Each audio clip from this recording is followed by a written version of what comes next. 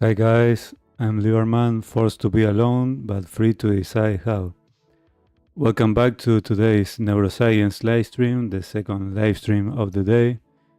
In this episode, we're breaking down a study that explains something many modern men feel but don't know how to describe.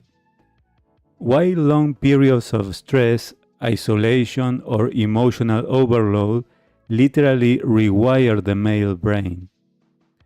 Not metaphorically, but structurally, functionally.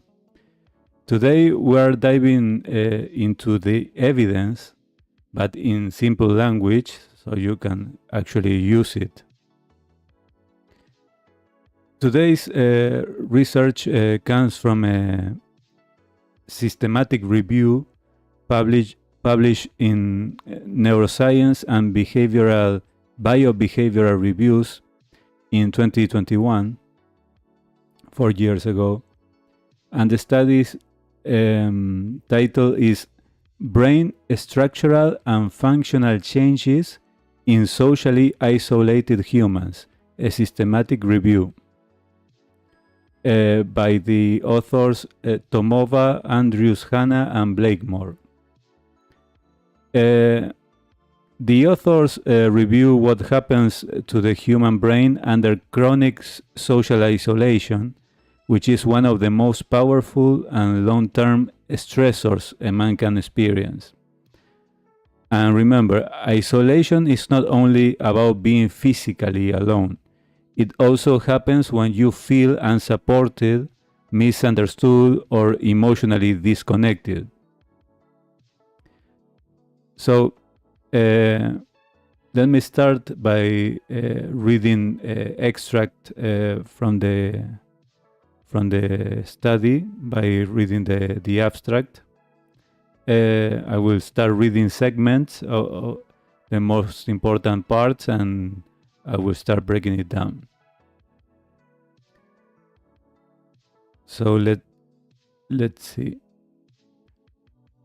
Social isolation has profound effects on the brain and behavior. This systematic review summarizes studies showing that prolonged isolation is associated with structural changes in brain regions such as the prefrontal cortex, hippocampus, and amygdala.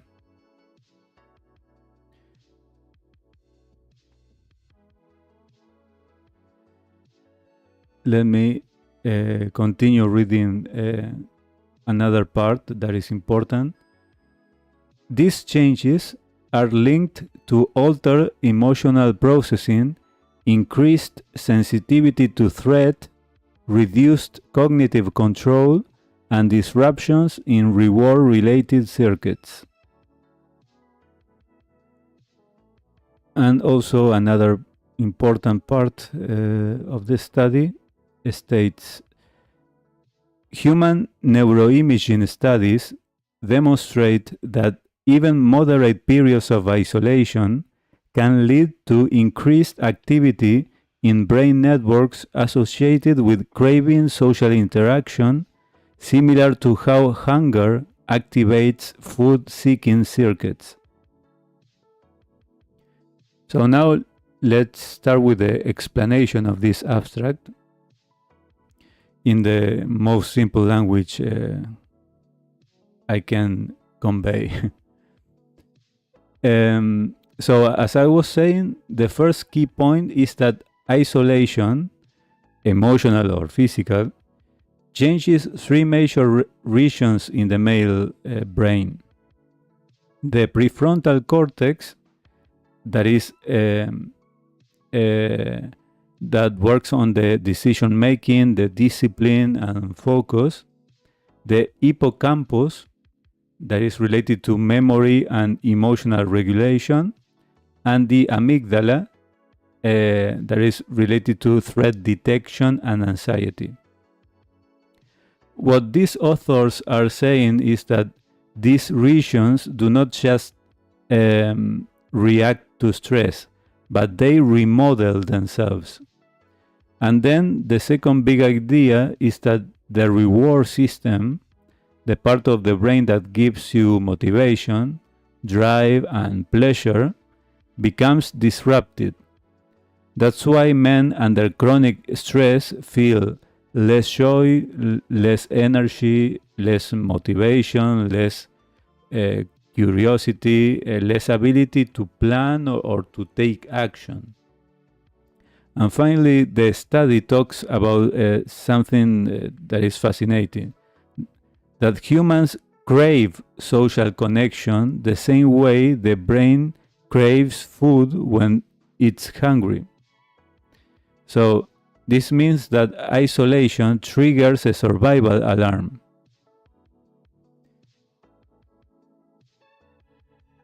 Okay, now that we understand what the abstract is telling about the results of this study, let's jump into what this actually means for men in today's world. Because we're not just talking about extreme isolation, we're talking about everyday isolation. For instance, working 10 hours alone, having no community, experiencing this dating uncertainty panorama, lack of emotional support, living far away from friends, being surrounded by people but feeling unseen and lonely. This study gives us the neuroscience behind why that slowly breaks a man down. So let's go step by step through the findings of this review. The first finding is that isolation shrinks the hippocampus.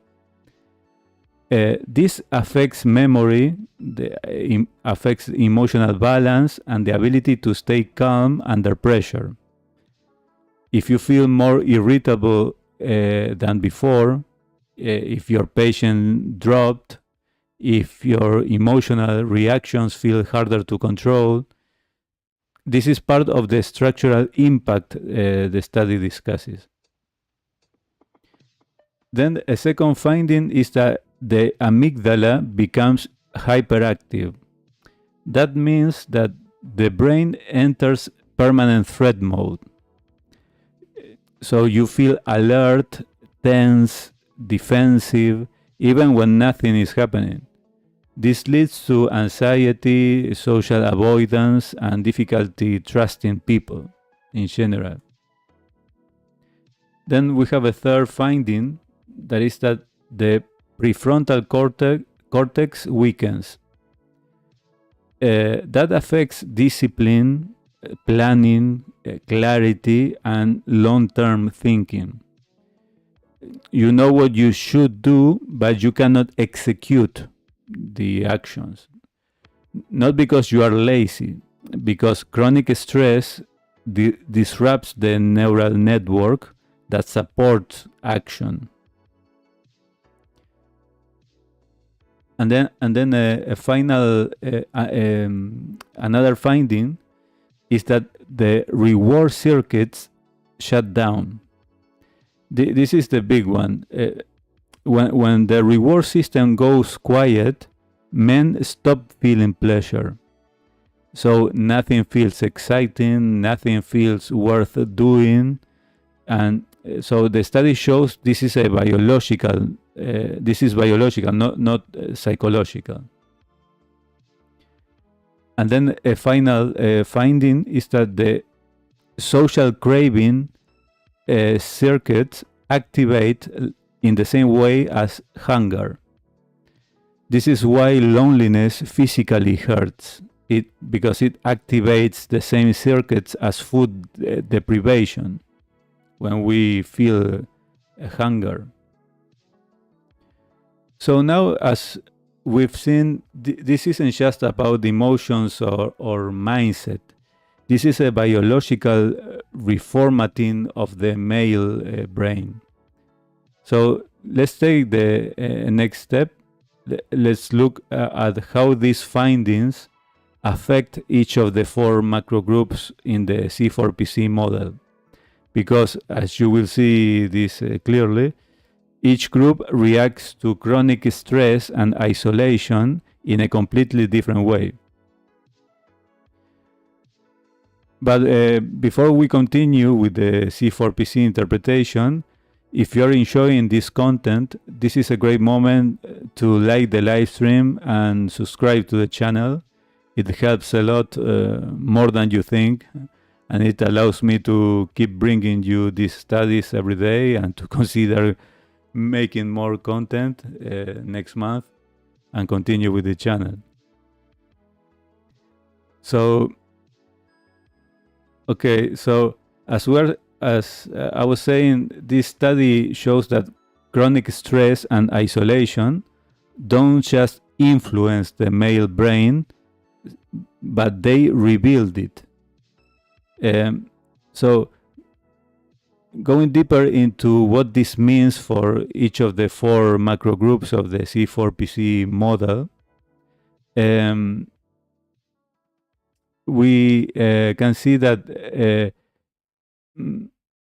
each group pays a different emotional price, and each group also has a different path back to stability.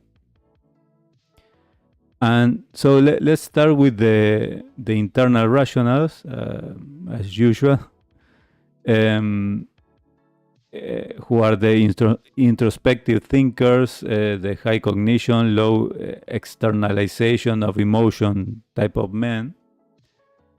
So how isolation rewires the brain of the internal rationals? Well, for the internal rationals, the risk is subtle but severe. They already spend long hours in their heads analyzing, planning, building internal worlds. So when isolation hits, it doesn't look like suffering at first. It looks like a normal life, everyday life. But according to the study, their prefrontal cortex takes the biggest hit. That means weakened executive function. They find harder to initiate tasks. There is an increase in procrastination, and there is a decision paralysis.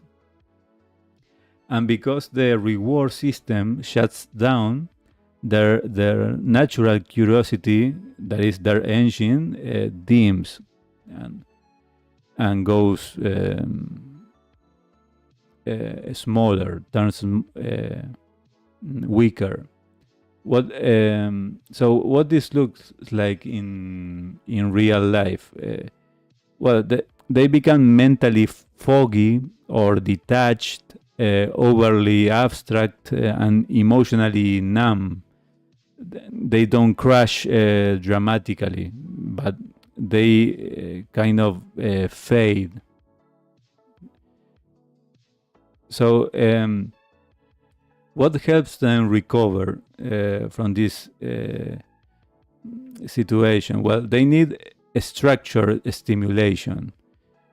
For instance, learning projects, a community of ideas, predictable routines, low pressure social contact, environments where competence is visible. Their brain comes back online when they feel mentally engaged and connected through purpose. Then on the other side, the internal emotionals that are also introspective but relational, emotionally intuitive type of men. How isolation rewires their brain. Well, for the internal emotionals, the amygdala becomes the battlefield. So this group is sensitive to emotional changes, and chronic isolation makes their threat system hyper-reactive. So they feel anxious, overwhelmed, easily discouraged, guilty for burdening others, responsible for managing their own pain silently. So this study's findings explain why this group often develops emotional exhaustion and overthinking cycles or shutdown response. What this looks like in real life would be that they withdraw quietly, they stop expressing needs, they lose their internal compass, and they feel invisible even when they are not alone. That we were saying in the other case, feeling lonely even surrounded by a circle of people. So what helps the internal emotional to recover is to be provided with a safe emotional space. They need safe emotional spaces in general. 1 or 2 stable relationships, not many, but 1 or 2 meaningful. They need guided emotional processing, meaningful conversations, not small talk, not a lot of chit chat, just even one long meaningful conversation, environments where feelings are not dismissed. So for this group, connection is medicine, is their healing, is part of their healing, is not a luxury. Now jumping into the external rationals, that are the results-driven, action-oriented type of men, who gets external validation through achievements. The isolation rewires their brain in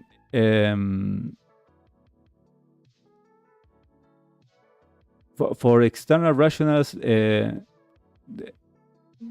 Let's say the danger lies in the reward system shutdown. As this group runs on momentum, on goals and external structure. So when isolation or chronic stress hits, the motivation circuits flatten, and that hits their identity directly. Without the stimulation for them, they feel useless, they become restless or irritated, they lose direction, their sense of discipline collapses, and even self-worth drops significantly. And this is one of the groups that most likely to burn out silently. So how this is expressed in this group, how this looks like in real life. Well, they work harder to feel something, then burn out faster as a result. They become hyper productive or completely stuck and cycling between extremes. So what has been found to help them recover from this situation is that they need controlled stimulation, a physical exertion, challenge-based goals, visible progress to set some milestone and achieve small short-term goals, connecting through shared missions. Their brain wakes up through movement, through a strategy and constant accomplishment, not through introspection like the internal ones. So lastly, for the last group, the external emotionals, that are the high expressiveness and relational energy type of men who are responsive to the environment. This is the group the study's findings hit the hardest, as external emotionals depend heavily on external social reward circuits. When isolation happens, the social craving circuits activates, the same way hunger activates food-seeking behavior. So they experience intense loneliness, mood volatility, loss of optimism, craving for connection that has nowhere to go, difficulty concentrating in general, and an increase of impulsive decisions to escape that emotional discomfort. So their emotional system was designed to operate in a social ecosystem, and the modern world has removed that ecosystem. So in real life, this looks how this looks like. Well, they become emotionally unstable and jumped between relationship or distraction, constant distractions, or fall into long periods of hopelessness. So what has been found that helps them recover from this is that they need real-time social energy. So for them, it's helpful to find a community, regular conversations, group activities, environments with the stimulation and feedback, not just monologues.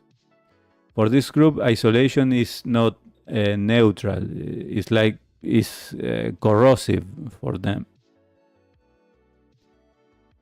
So as we were saying, this study is not just academic. It explains why so many modern men or men in this modern society, better said, feel tired, feel unfocused, feel disconnected, feel unmotivated, anxious, or emotionally flat or numb. Chronic stress rewires the brain away from connection, discipline, pleasure, and clarity, and wires toward threat detection and withdrawal.